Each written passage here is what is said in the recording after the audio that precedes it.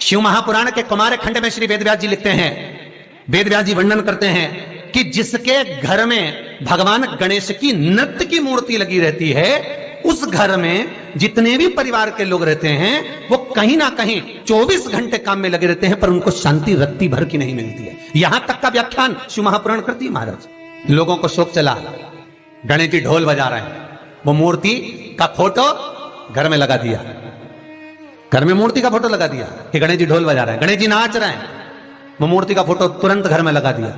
वेदव्यास जी ने कुमार खंड के अंदर वर्णन करा, यदि देवता की अपमानजनक मूर्ति या स्मरण पूजन का भाव अगर कहीं लगाया भी जाता है तो उस घर में शांति रत्ती भर की नहीं रहती है महाराज। यहां तक शिव महापुराण कहती है कि भगवान शंकर का शिवलिंग आप घर के अंदर रख सकते हो, भगवान शंकर का शिवलिंग घर में रखकर पूजन कर सकते हो, भगवान शंकर के शिवलिंग का आप स्मरण कर सकते हो, भगवान शंकर के शिवलिंग की आप पूजन कर सकते हो। पर शंकर, जब शिवपुराण खुद कह रही है कि शंकर का जो भौतिक स्वरूप है, शंकर का जो शारीरिक स्वरूप है, जैसे आप शिव महापुराण के पीछे जो बैनर देख रहे हो, इस बैनर में शंकर जी का जो स्वरूप दिखाया जा रहा है, ऐसी मूर्ति तप करने वाली, ऐसी मूर्ति आशीर्वाद देने वाली, ऐसी मूर्ति जो भगवान शंकर का मूल स्वरूप दर्शाती हो, ऐसी मूर्ति घर के अंदर नहीं रखी जाती। स्वयं शिव महापुराण करे, फिर वो मूर्ति छोटी हो चाहे बड़ी हो, फिर वो मूर्ति कितनी भी बड़ी आकृति की हो, शिव महापुराण की कथा कहती है हां, शिवलिंग जो भगवान शंकर का एक मूल बिंदु है, भगवान शंकर का एक मूल बिंदु विराजमान है, भगवान शंकर का एक मूल बिंदु का निर्माणित है, वो शिवलिंग। आप छोटे से छोटा, बड़े से बड़ा कैसा भी रख सकते हो। शंकर को एक बेलपत्र भी अगर हम समर्पित कर रहे हैं तो वो आखी हो, एक चावल का दाना भी हम शिव को दे रहे हैं तो वो आखा हो, एक पुष्प भी अगर हम भगवान शंकर को दे रहे हैं तो आखा होना चाहिए, श्रीफल भी दे रहे हैं तो आखा होना चाहिए। इसलिए शंकर जी के मंदिर में नारियल नहीं फूटता, आखा।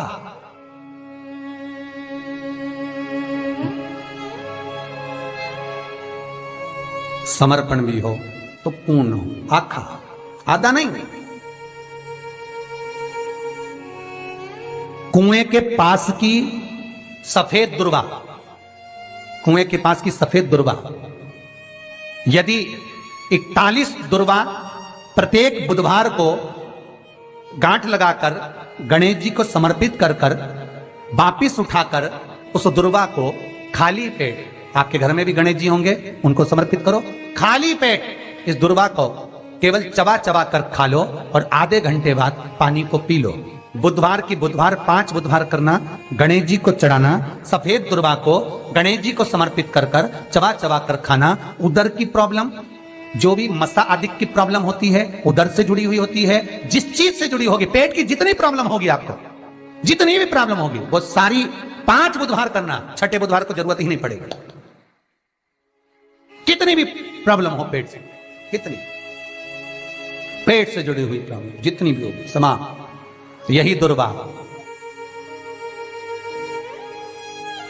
शिव महापुराण की कथा कहती है, यदि पंचमी तिथि के दिन, चतुर्थी के दिन 7 गांठ वाली दुर्वा 21 ले लो और चतुर्थी के दिन गणेश जी को समर्पित कर दो।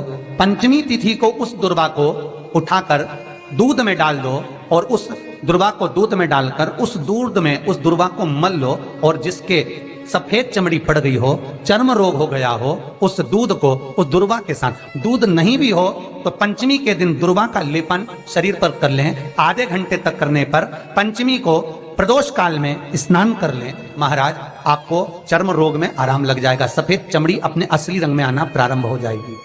गणेश पुराण दुर्वा का मूल बता। महाराज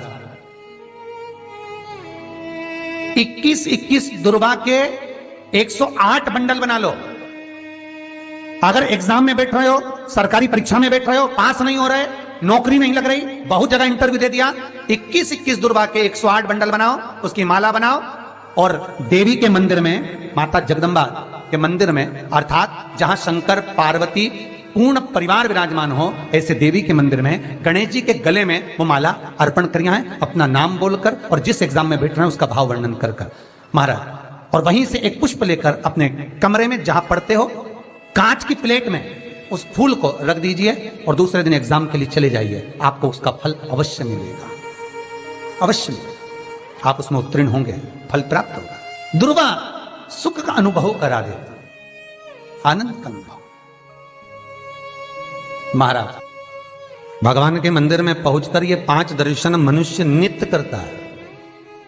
पहला भगवान के चरणों का, दूसरा भगवान के नाभि कोश का, तीसरा भगवान के वक्षस्थल का, चौथा भगवान की शिखा का और 5वां भगवान के नयन का।